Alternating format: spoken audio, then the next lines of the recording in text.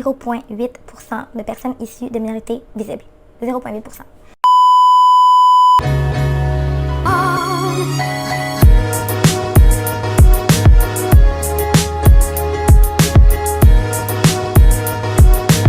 Bonjour tout le monde, welcome back à tous les nouveaux, bienvenue. Merci de me suivre dans cette belle aventure et n'oubliez pas de vous abonner à ma chaîne pour recevoir toutes les notifications des nouvelles vidéos. Alors aujourd'hui, je vais faire une vidéo vraiment particulière. Je ne sais pas trop comment est-ce que ça va aller, mais j'avais déjà mentionné que je voulais parler un petit peu plus en profondeur de la gestion de la diversité culturelle. Donc, c'est ce que je vais faire aujourd'hui avec vous. Contrairement peut-être à mes autres vidéos, j'ai pas préparé nécessairement des bullet points parce que je voulais vraiment vous parler, discuter avec vous de qu'est-ce que je pensais un petit peu de la situation puis comment est-ce que je crois que plusieurs organisations auraient à gagner de travailler avec les différentes communautés culturelles pas seulement pour bien paraître sur une photo, mais vraiment pour augmenter leur productivité, pour avoir plus d'innovation, plus de créativité. Donc, si ça vous intéresse, restez avec moi. If you know me, you know I am a factual woman. J'adore les faits. Donc, je vais commencer cette vidéo en vous donnant des faits. La loi sur l'accès à l'égalité à l'emploi des organismes publics a sorti son rapport triennal 2016-2019, qui est sorti tout dernièrement, tout chaud, tout beau. J'ai récupéré le lien à travers un article de Radio-Canada que je vais vous mettre en lien en bas. Et voici certaines statistiques assez frappantes, merci. Donc, grosso modo, à travers le Québec, il y a plus ou moins 13% de minorités visibles. Donc, il y en a un peu plus dans la grande région de Montréal, un peu moins dans la région de Québec, mais de façon générale, au Québec, c'est 13%. Et là, vous allez me voir, je vais lire certaines statistiques. Je vais mettre un tableau ici, mais comme c'est petit, je ne suis pas certaine que vous puissiez être en mesure de tous les voir. Donc, certains qui frappent énormément. Sûreté du Québec, en 2019, avait 0,8% de personnes issues de minorités visibles. 0,8%. Leur cible est de 2,8%. Donc, on s'entend déjà, la cible, c'est pas la fin du monde, mais on est à 0,8%. C'est minuscule. Les cégeps et collèges privés, respectivement 3,1% les deux, avec des cibles de, pour les cégeps, 10,4% et pour les collèges privés, 8,1%. Société d'État, on est à 6,8% de minorités visibles avec une cible de 11,2%, 6,1%. Commission scolaire, ça touche les enfants de tous horizons. On est à 6% de minorités visibles avec une cible de 8,7%. Les sociétés de transport qui sont les champions à travers tous les organismes publics, c'est les numéros 1. Ils sont à 12,7%. Avec une cible de 13,6%. Société de transport, félicitations, bravo. Donc, je vais vous mettre, comme je l'ai mentionné, toutes les statistiques, mais c'est frappant à quel point dans les organismes publics, malheureusement, il y a une faible représentativité des minorités visibles. Ce n'est pas un hasard, les amis. Ce n'est pas du tout un hasard parce que pour en arriver à une bonne représentativité, ça prend du travail.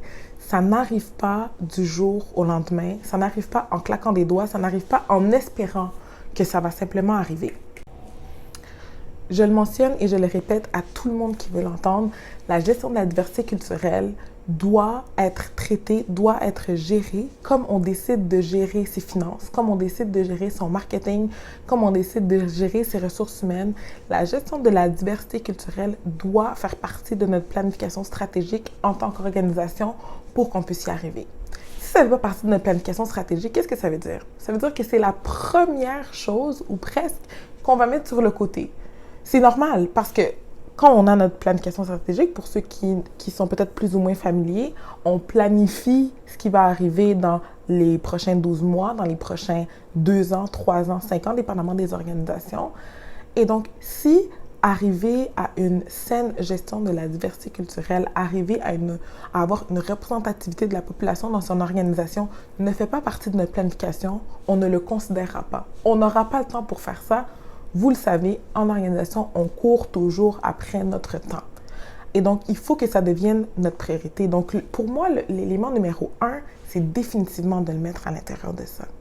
Malheureusement, on voit encore dans plein plein d'organisations, la seule chose qui est diversifiée ou le seul effort qu'on fait de représentativité de la diversité culturelle, c'est d'avoir des photos d'un petit peu tout le monde sur son site web. Mais ça, c'est tellement années 70.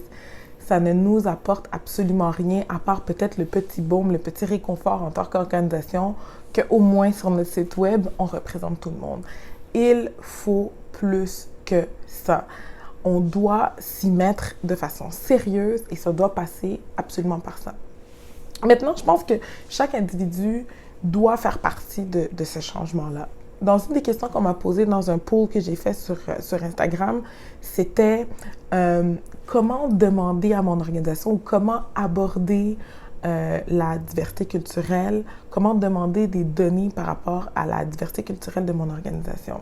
Tournez-vous vers les ressources humaines. Je suis une professionnelle RH, tournez-vous vers moi, tournez-vous vers vos partenaires, vers vos conseillers, vers votre direction RH.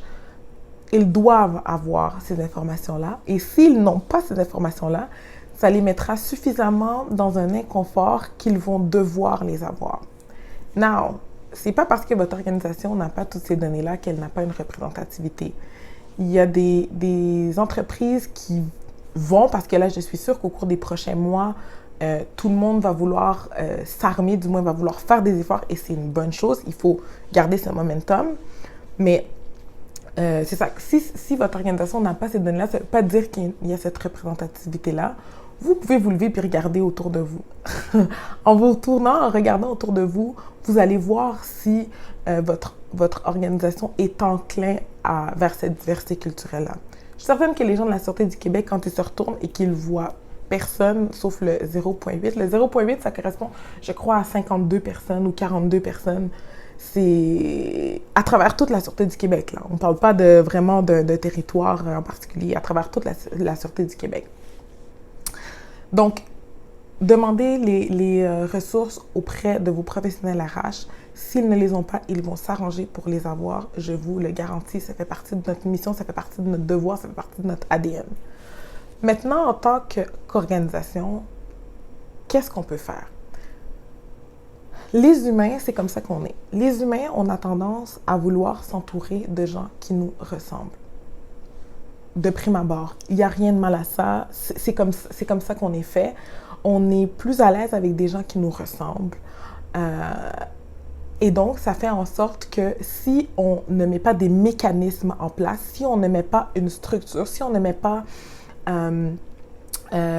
pas uniquement des politiques, parce que des politiques, ça peut rester longtemps sur une tablette, mais si on ne met pas des actions en place justement pour faire bouger ça, pour nous shaker un peu, pour nous secouer et nous forcer à avoir cette représentativité-là, ça ne va pas arriver. Des idées d'action, j'en ai plein. Si vous voulez que j'en partage avec vous, communiquer avec moi directement, ça va me faire plaisir.